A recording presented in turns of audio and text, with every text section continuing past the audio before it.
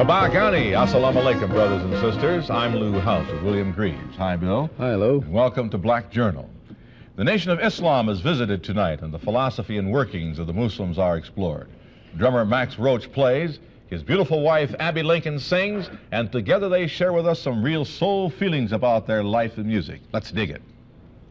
In Newark, New Jersey, where over half the population is black, local citizens formed the Committee for a Unified Newark and chose a slate of black and Puerto Rican candidates for citywide elections in May. The committee's chairman is Imamu Emiri Baraka, formerly Leroy Jones. Self-determination, political power, inch by inch, block by block. You get yourself together, then get the one next to you together, then go down the street, go down in the hallway, get their house together, get that block together, then try to get the city together. We're trying to get the city together because we got our house together, we got our block together. Now we're going to start on y'all, the city. You see, because we're going to get this city together. And once we get this city together, then we're going to look around and look at all these other cities. We're going to get all these cities together, all these black people together. They're going to be holding hands just like this. They ain't going to be against nobody except those bodies that are against them. This convention must serve to mobilize black people in this city. When you leave here, it should be with the idea of mobilizing around these elections. You should talk up these elections in the barber shops and the beauty parlors and the churches. You should say who came out of this convention. You should talk about political power. You shouldn't be afraid to say, I want to live. I want my children to live. I want them to live the way my husband and me, my brother and me, my mother and me say. The city of Newark, New Jersey is changing. The once overwhelmingly powerful white establishment is losing its strength through numbers. At the same time, brothers and sisters want the power to control the institutions that govern their lives. This year is an election year for Newark, with the office of mayor and other city posts up for grabs. Last year, a group called the United Brothers attempted to run a candidate for mayor, but lost due to a lack of total community support. This year, the black and Puerto Rican groups worked out a plan based on operational unity, that is, unity without total conformity. Over a weekend last October at Clinton Place Junior High School in Newark, representatives from the two communities got together and selected candidates outside of the Democratic or Republican parties to be supported in the upcoming May elections. As often happens, when brothers get together, the discussions were long but complete. Well, now let me see if I have the gist of what you've said, and I'll have to ask you to, the curriculum that you're moving that the curriculum department of the Newark Board of Education hire more blacks and Puerto Ricans, and that the present committee studying the North School curriculum report in a reasonable time to the community the result of its study. Is that the gist of it?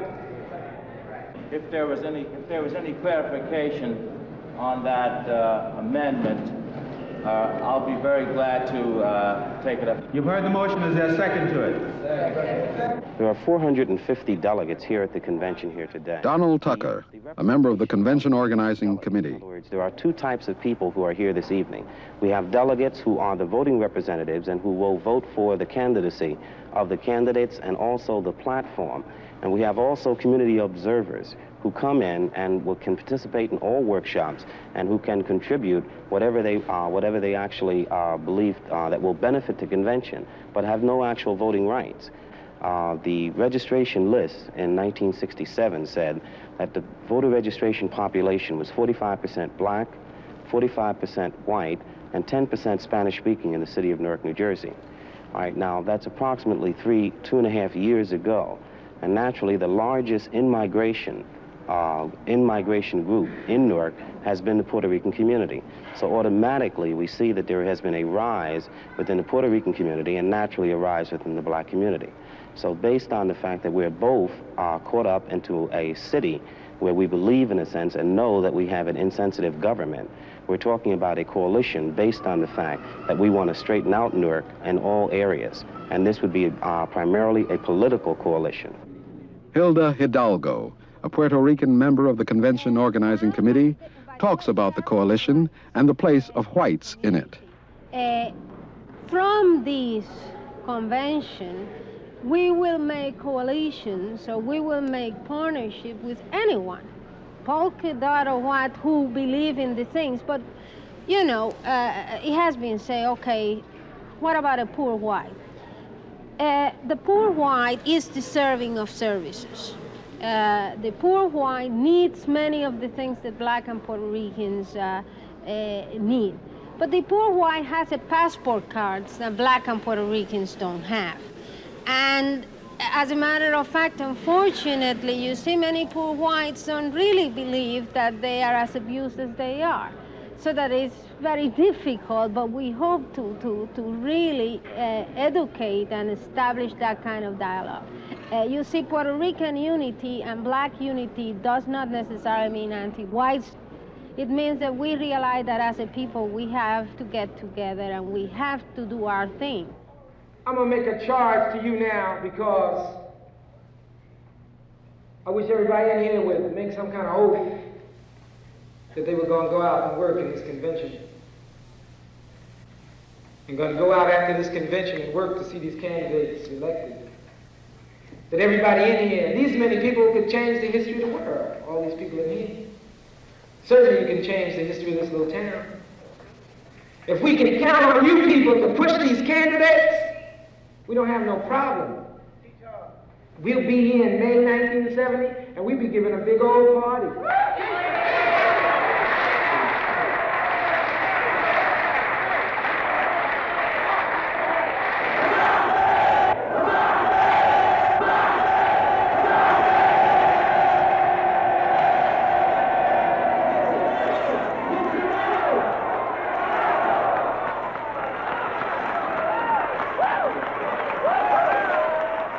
The enthusiasm of the convention was soon converted into the hard work of organizing a campaign.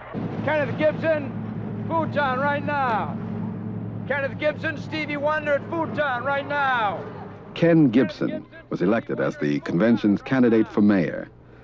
Gibson's candidacy reflects the change from a so-called spokesman leading the community to a situation wherein the community selects, directs, and leads the candidate. This new kind of candidate sees his campaign as a model for all minority coalition political movements across the country. The major stumbling block now being overcome is the relatively low number of blacks and Puerto Ricans registered to vote in the elections.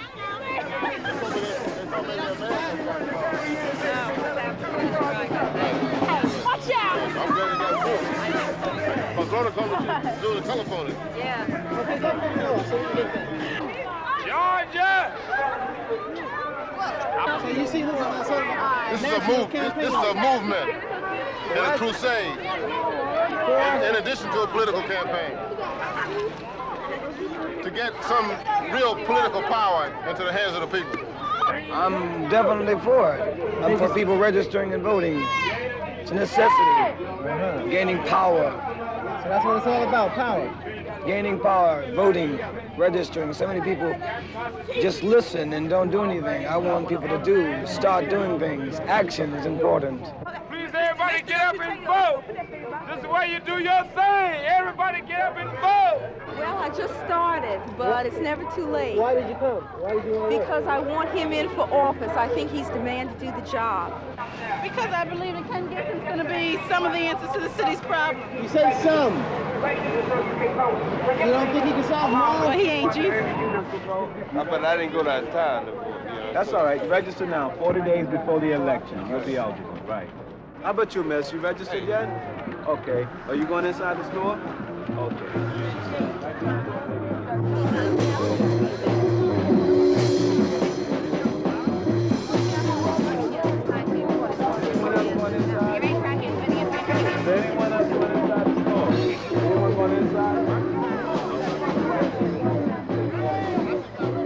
No matter what the outcome of the election, the brothers and sisters have set the stage for self-determination, with the concept of operational unity as the key.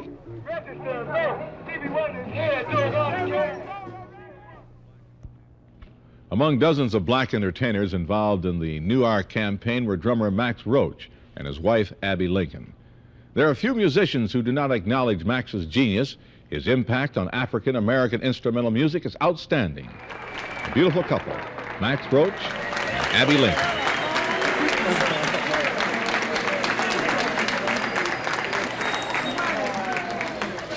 Ladies and gentlemen, on behalf of Abby Lincoln and the band, and your wonderful choir, and our very fine conductor, thank you very much for bringing us down here in Norfolk, and we're all looking forward to seeing all of you soon, very soon in the near future. Bye-bye, and peace and power.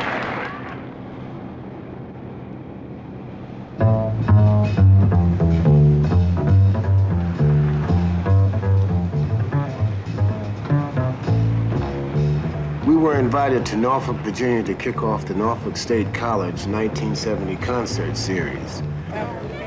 We spent 3 days here rehearsing in the new gymnasium with the 40-voice Norfolk State College Choir. A fine group of students, all of whom are music majors and who had no trouble grasping the nature of the music.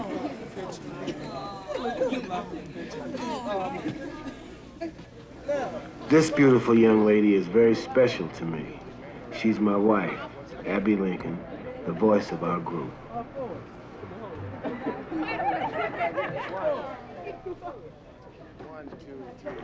I'm the drummer. My name is Max Roach.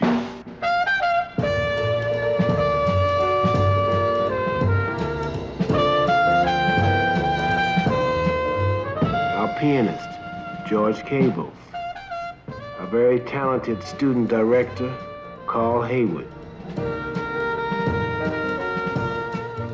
Our trumpet, Woody Shaw.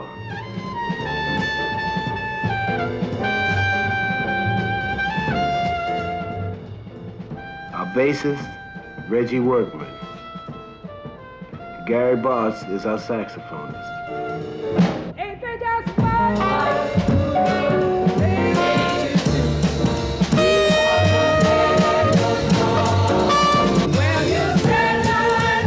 The fusing of black artists of varied backgrounds posed no problems.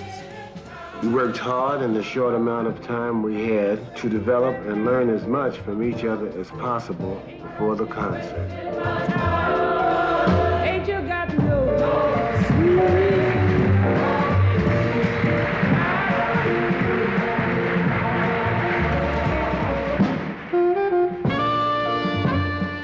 Well, Abby, besides being one of the world's most beautiful women, is an exceptionally talented human being. Of course, she's not only a fine singer, but she's a poet and playwright, and we all know she's an actress, you see.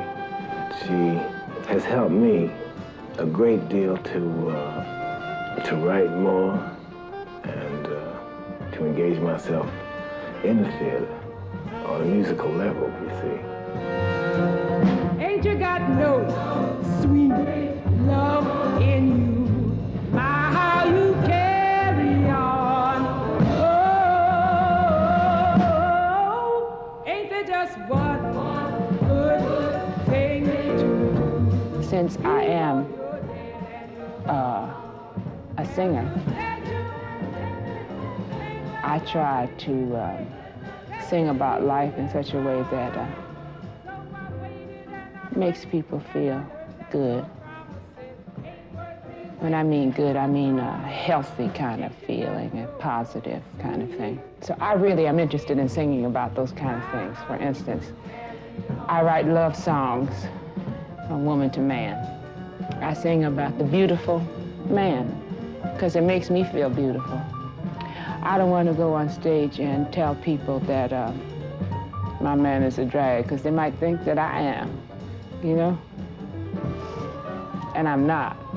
So he couldn't be. You know, we are one another. We are each other. Strange, but having met Max seemed to point up things for me. I had a chance to find out what made me tick. Ain't you got no sweet love in you?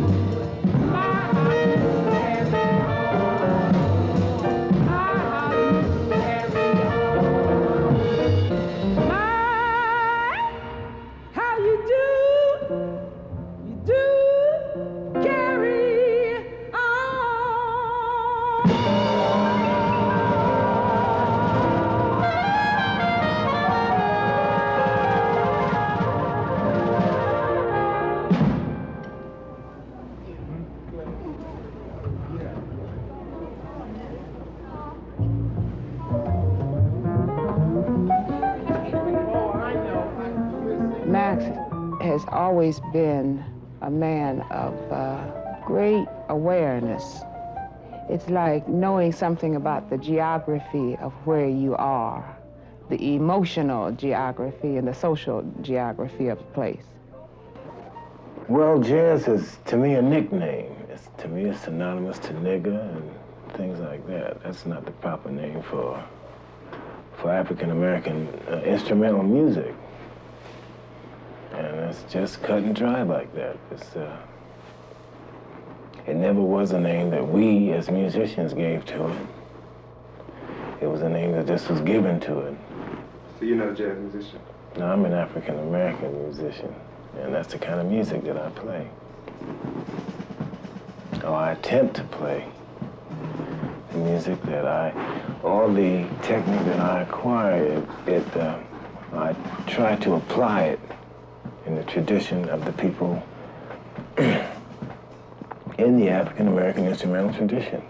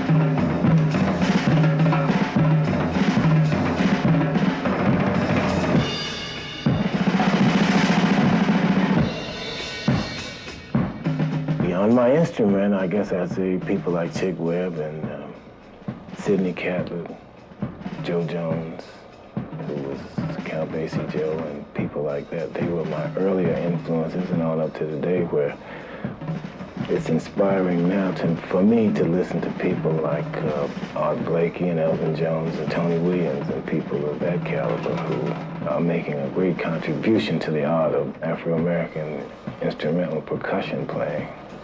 As far as my writing music and becoming involved in that area, Charlie Parker, Bud Powell, Thelonious Monk, I had a lot of people who were very generous and who helped to explain things to me about the art of writing music in the black idiom. Who has been my greatest influence as far as the arts are concerned? I think I would have to start first with where I came from my family. The approach, for instance, that my mother used towards life, because she was an artist as far as being a wife and a mother are concerned.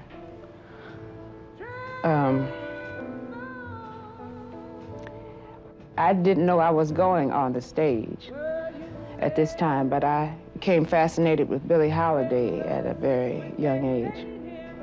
I was always greatly impressed with the woman Lena Horne. And Sarah Vaughan, Ella Fitzgerald. I listened to all of the great singers very closely. And then later on, I became aware of people such as Bessie Smith and Mahalia Jackson. And when I met Max, I learned something about the music as regards the way men approach it. Let's take George. I was really listening for the window, similar to what you did. Yeah. Listen, Reggie, what are you playing on the change to go to the major? George.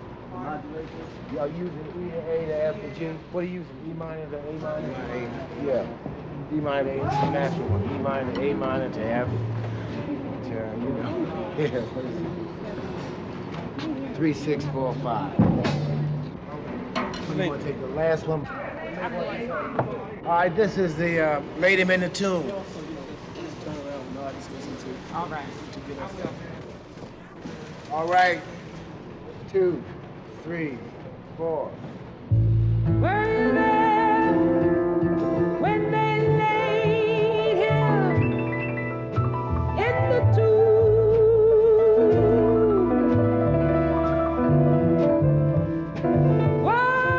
you there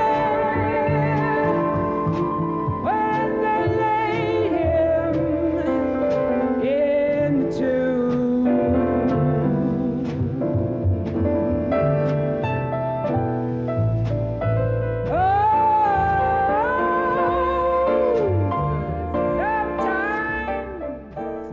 All of these singers, all of these women showed a direction to go into. Bessie Smith and Billie Holiday, for instance, let me know that a singer can write. These women were like secretaries who recorded the lives of our people. You listen to the songs that Bessie Smith sang. For instance, she has a song called Black Mountain Blues that she wrote that says, up on Black Mountain, a child will smack your face.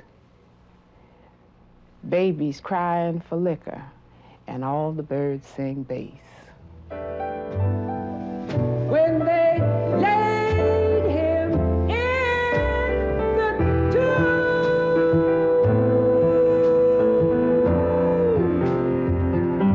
and were you there when they rolled away the snow?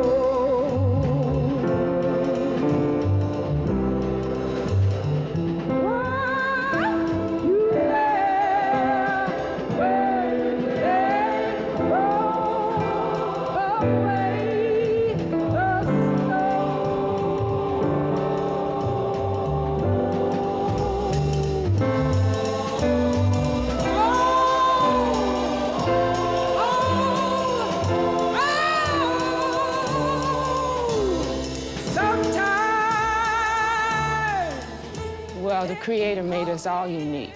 Everybody has personality. And people of African heritage have a certain way of doing things that is unapproachable by anybody else. Everybody's doing the same thing in another way, I guess. But we have a personality that has always been with us and that will always be with us. We are ourselves. And you can hear it in the music. We feel it in the music.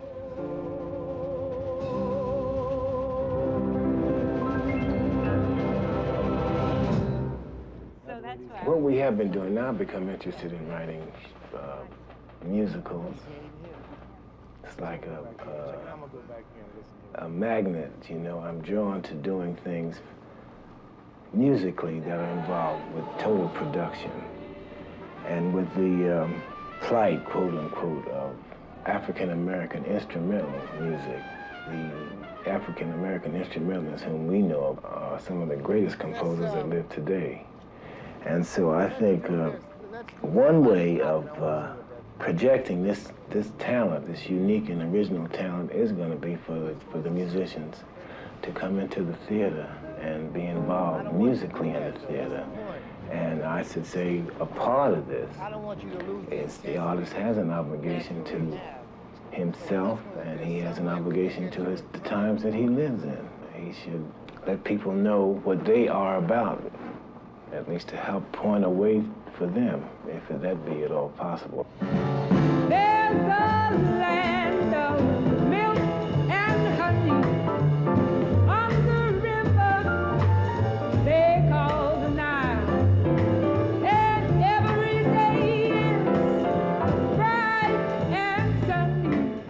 I started writing lyrics to compositions, to Max's compositions at first. And then I wrote something to maybe a Thelonious Monk piece.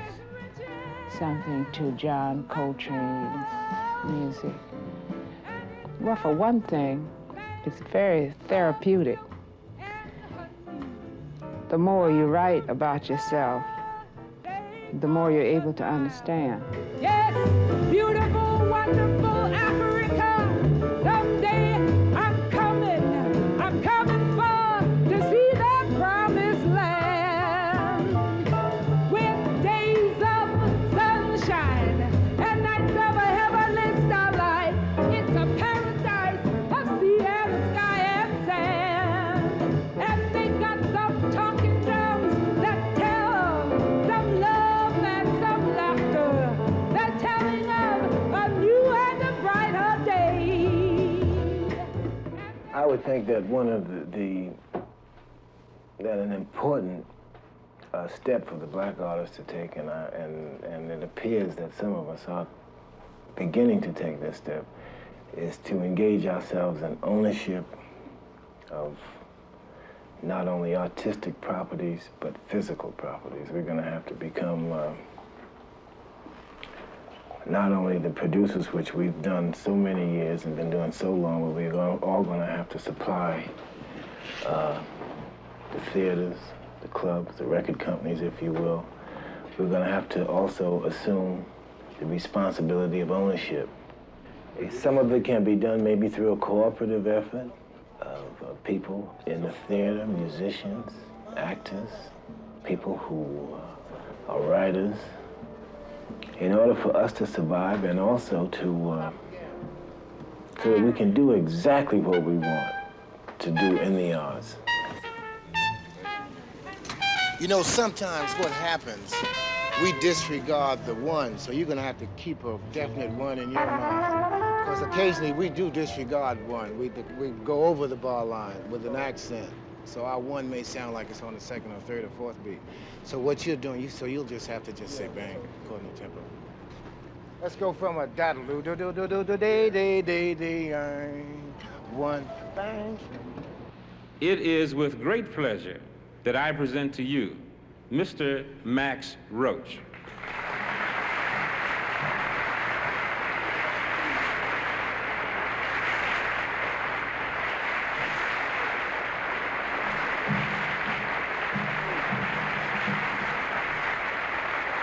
Thank you. Thank you.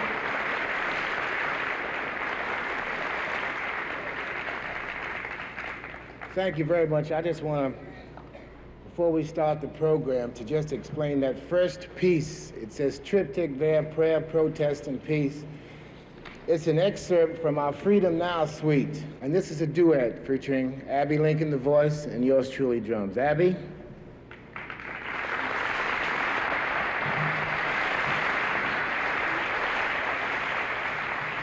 It's a piece that we hope expresses itself and gives some idea of our social involvement at this point in our career.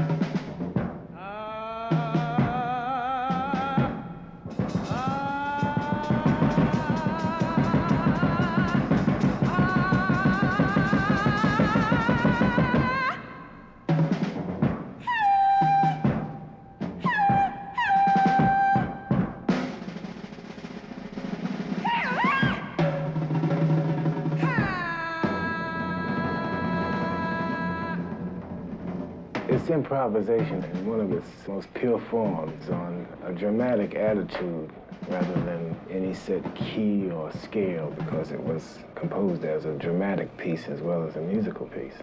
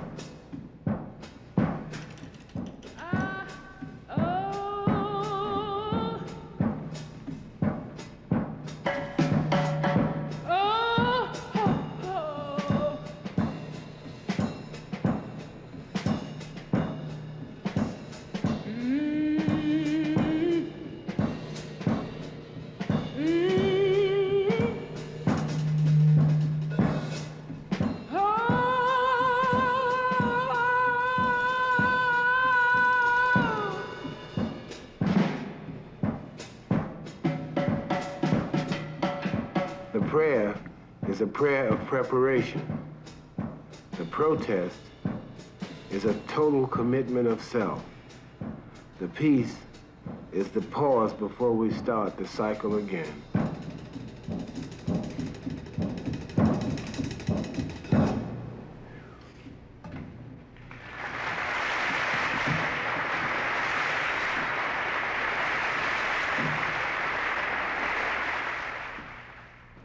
Thank you very much for bringing us down here in Norfolk, and we're all looking forward to seeing all of you soon, very soon in the near future. Bye-bye, and peace and power.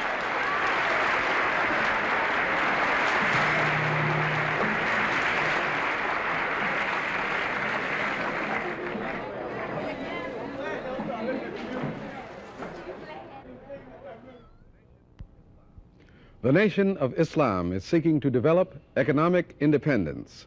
Under the leadership of the Honorable Elijah Muhammad, the nation is further along than any other group of African Americans in their attitude toward and pursuit of self-sufficiency.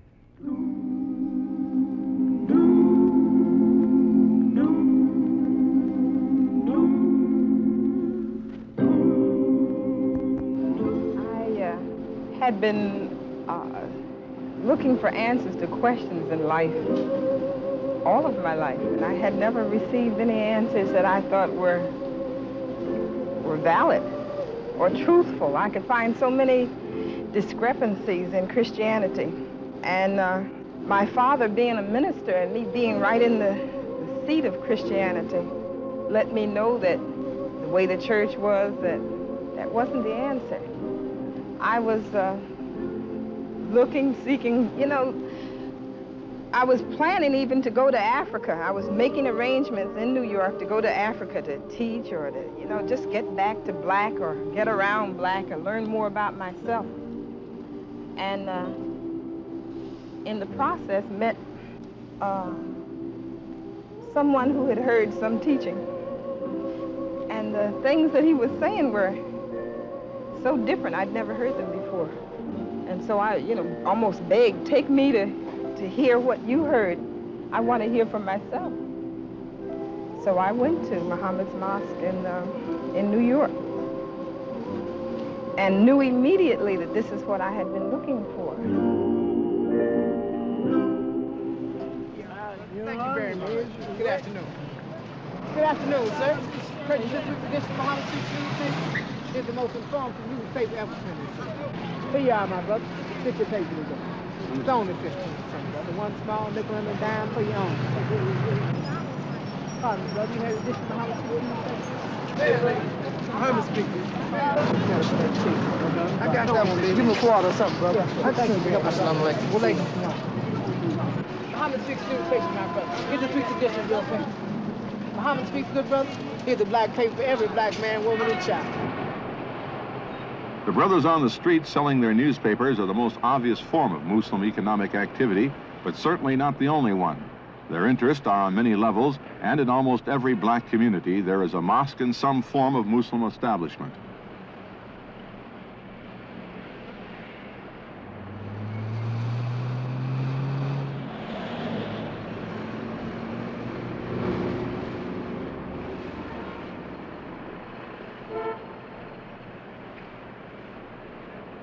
The most prominent, the newspaper Muhammad Speaks, serves to inform, instruct, and link up the members spread across the country, and in addition, provides a source of income for maintaining and beginning other businesses.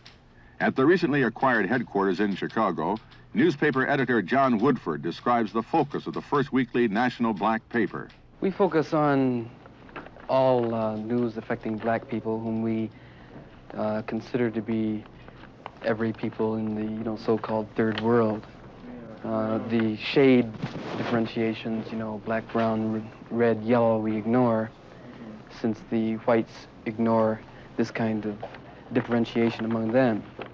From the official Pollitt surveys, we have a circulation of about, I'd say, close to 500,000, and we figure about 6 people would read every paper, so this would get up towards 3 million, and that's considering that there are only 22, 25, or 30 million black people, this is, pretty good circulation, although we ought to be up to about 6 or 7 million pretty soon.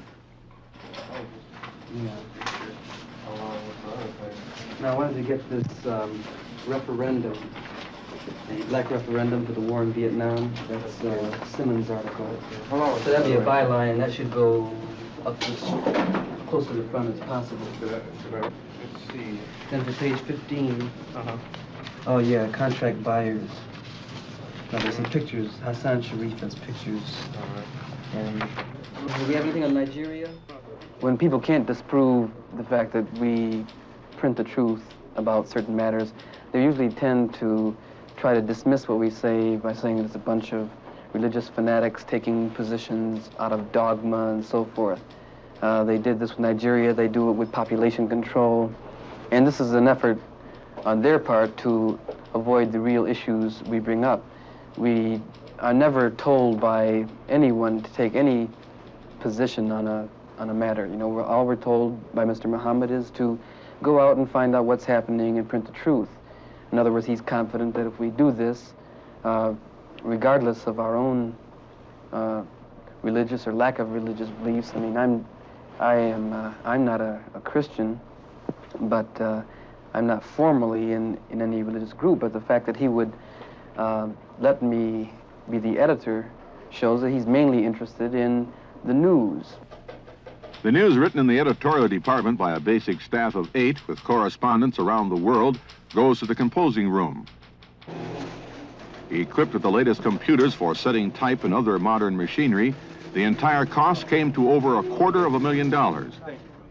This plant also contains facilities for film processing, negative preparation, and other artwork. The Muslims take pride in the fact that they ordered and paid for the entire operation within 3 months. I came to Muhammad Speaks newspaper in 1961. Eugene Majid, art director for the National Muslim Organization, explains the purpose of his artwork. I have to go back to an ancient saying about a picture being worth 1,000 words, so Mr. Muhammad is well aware of the value of pictures and drawings, and so therefore he uses that in getting across his program, and we think it's quite successful because the Muhammad's newspaper has become the #1 black newspaper in the country, and this is as a result of Mr. Muhammad's writings and illustrations regarding to this program. In addition to providing news with an international scope, Muhammad Speaks supplies Muslim and non-Muslim brothers with on-the-job training. Once more men are trained, the paper is planning to come out twice a week and ultimately daily. Only 9 years old, Muhammad Speaks is now sold in the U.S., Canada, the Caribbean, and Africa. Another aspect of Muslim self-development is education through the University of Islam school system, like this one in Chicago under the direction of Sister Beverly X. The University of Islam teaches regular academic subjects. The thing that makes our school quite different is that we incorporate the spirit of Islam into the lessons and into the teaching. We also do not have the frills that are in the public school system. We eliminate the sport, the play, the rest periods, the snack periods, the free periods, all of these which give to the children nothing. Our school population at the University of Islam No. 2 in Chicago is approximately 600 students. This goes from kindergarten, which starts at the age of 4, through high school. Our school is in session for a full year, minus 2 weeks, so we are in session for 50 weeks out of the year, which is really a full year program. Tucson, will you show me 4 o'clock on your individual clock there?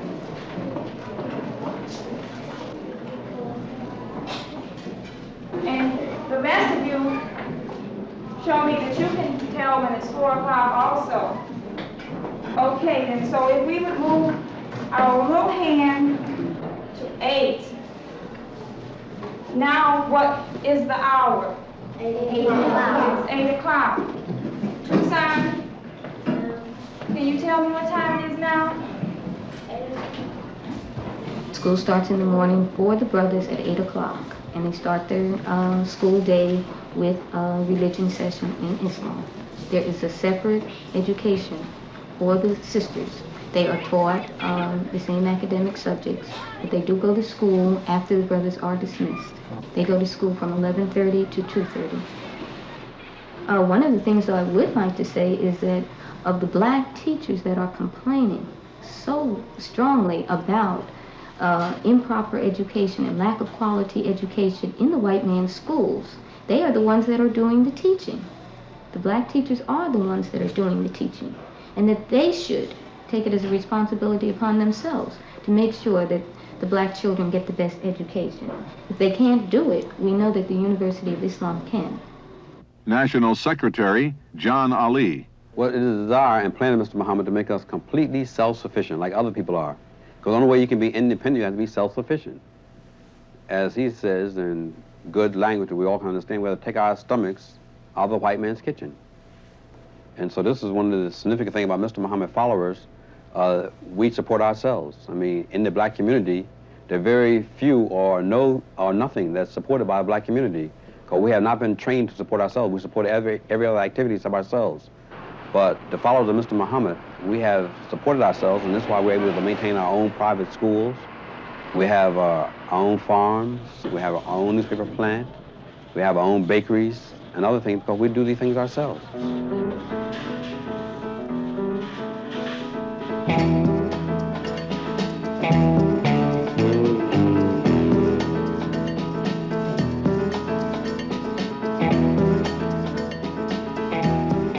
In the drive to be self-sufficient, the nation attempts to provide for basic needs. Their supermarket chain encourages the black community to buy their food supply there, especially Muslim products that come from Muslim farms, like beef, bread, fruit, and vegetables.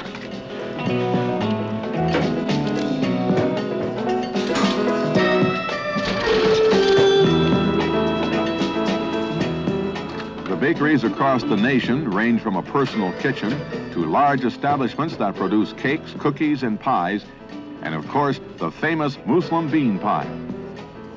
Again, both Muslim and non-Muslim brothers and sisters are employed.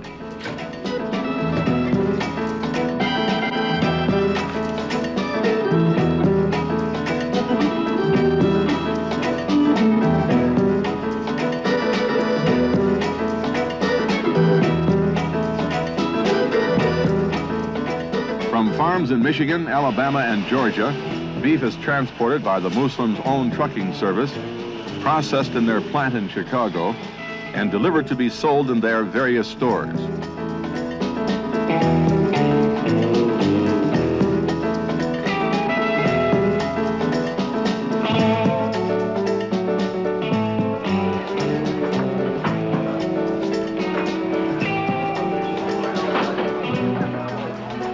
Some of the food grown on their farms go to Muslim restaurants like the Salam restaurant in Chicago, which has two parts, an elegant, peaceful dining room and a coffee shop next door.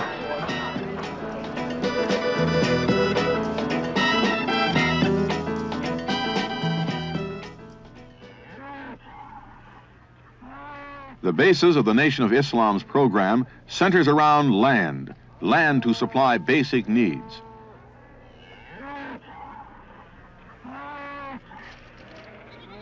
Three hours from Chicago in Cassopolis, Michigan, is a typical Muslim farm operation managed by Brother Cornelius X. Williams.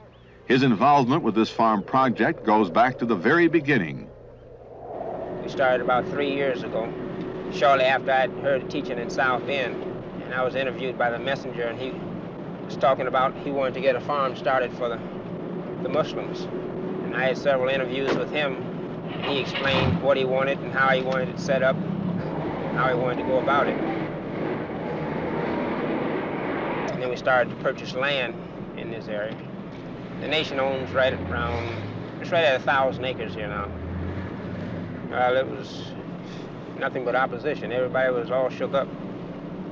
Really fear, basically, just a great fear that they had for what they thought was going to take place. What did they think was going to take place? Well, there was many ideas, things that they said. The whites, they could picture a training camp for soldiers. You know. They thought the barns and things that we were building for livestock, they thought that they were going to be used for training soldiers how to fight or something. And the Negroes, they really didn't know what was going on. They were just listening to the white people. The long, cold winter does not stop work on the farm. There are cows to be milked, lambs to be fed, and eggs to be collected daily from over 23,000 hens, and stored fruit to be shipped. An 18-hour day is not unusual. Well, right now, things are coming along real well. We have several things that we intend to do yet that will kind of cut down on this labor problem. It's always a problem with getting qualified help. Everybody wants to work, but basically people don't really know how to farm the way farming is done today. See? Sure, I've always worked hard, but it's good to know that what you're working for now is going to someday accomplish something or has a real meaning. I mean, it's nothing that you guess about. This is something positive. See? It's just like we might leave here going to Chicago. We can all take different routes, but we all wind up in Chicago. And this is basically where the so-called Negroes are today. I mean, they have their own little things, different organizations, but they're all leading the same place. But there was one man who did go another way, and he is well known to us. Malcolm X. National Secretary John Ali gives his views. Many people now are racing Malcolm X as a revered man, but he was good when he was with Honorable Elijah Muhammad, like all the rest of us. And then he broke away from the Honorable Elijah Muhammad because of his loss of power as being set down as a minister. And he broke off, and then he took up with the same people that he'd been talking about who'd been enslaving the black man, which was the white man. And so he was an enemy to them because Malcolm had been teaching about the white man. He didn't love them any more than he loved them before he went with them. But it was only because of his fall from power, and this has been the downfall of black people throughout history, where we become envy and jealous of one another. Mr. Muhammad was not jealous of Malcolm. Malcolm was a student of Mr. Muhammad. And because of Mr. Muhammad, Malcolm became Malcolm. And he was converted in prison. And even in his book, if you read his book, he acknowledges that everything that he learned from Mr. Muhammad, except for the last chapter that he wrote when he broke away from Mr. Muhammad, because he wrote the book while he was with Mr. Muhammad. My pleasure to be in the home of the Honorable Elijah Muhammad, leader of the Nation of Islam, Muslims in America. Mr. Muhammad, I have a series of questions I'd like to ask you concerning the Nation of Islam, about the Muslims in America. And I'd like to start off by asking, I think, to once again to reinforce the many things that we've heard about the Muslims, precisely when the Muslim started in America, who started the Muslim movement in America, and how long ago has it been? We started in 1931. Actually, we are not the organizers of Islam. It was God himself in the person of Master Farad Muhammad, to whom praises is due, of whom the Bible and Holy Quran predicted. Master Farad Muhammad taught me Islam, and that was not with the word joining that was used. After he taught me who we were, it was not the question of joining, but accepting myself and what I had lost of myself by being kidnapped by the white people and brought to this part of the earth. What you're saying is that Islam is basically the true religion for black people. It is the very nature of them. It's not a religion. Islam, we refer to it as a religion. And that's the Holy Quran. I give to you, God says there, a religion. I have completed my favor upon you and choose for you Islam as a religion. Not that it's a religion. It's the nature of us. Well, then also that leads me to the question then that, do you feel that the relationship between the African and Africa, the blacks in Haiti and Jamaica and America, this would be one and the same? They're all brothers, aren't they? Every black man under the sun is brothers. I don't care whether he live in America or live in Asia or Africa or in the islands of the Pacific or the Gulf. Mr. Muhammad, in another area, it's been said that the Muslims in America, and I'm speaking primarily of the black, generally do not participate in politics. Now, is this something that is true, or do Muslims participate in politics as a voter, as a participant, as an elected official? Muslims have politics, as you know. In the Islamic world, they have government, and all government have politics.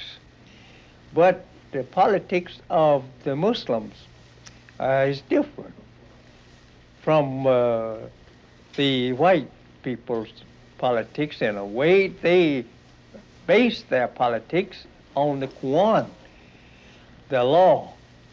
They get it from Quran to run their government. Here in America, we are not yet an independent people here on any land at all that we can call our own. This is what we are asking for. We're asking for land of our own. Well, do you feel, excuse me, did you feel that, I was speaking primarily when you mentioned the black man in America should find some place where he could set up his own nation. I was thinking of a large area where all of us could go to be in the Nation of Islam. You'll find that on the last page of Muhammad Speak newspaper, where that we have learned that we cannot get along with the white man in peace, and the white man have the privilege to separate us. But instead, the more we want to be separated from him, the more he wants to gobble us up. And you excuse the word gobble, but the more he wants to swallow us up in his power. He don't want the black man out of his sight. He's afraid of you going to yourself. But this is the only way he could exist. Now, because this days of separation has come divinely. To the black men and women who follow the teachings of the Honorable Elijah Muhammad, the Nation of Islam is a way of life. To them, It is the nation of common sense.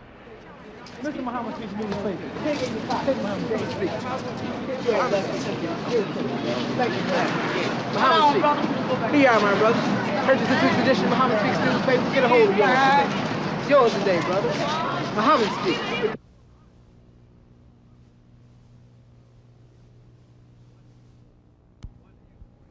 One new point. The Nation of Islam has decided not to sell, but to keep the Alabama farm in operation. That's fine. Next month, Black Journal goes back to Africa, home. Don't miss East Africa, Ends and Beginnings. Next month, right here on Black Journal. I'm Lou House. And William Greaves. See you next month. One gay sagay, y'all.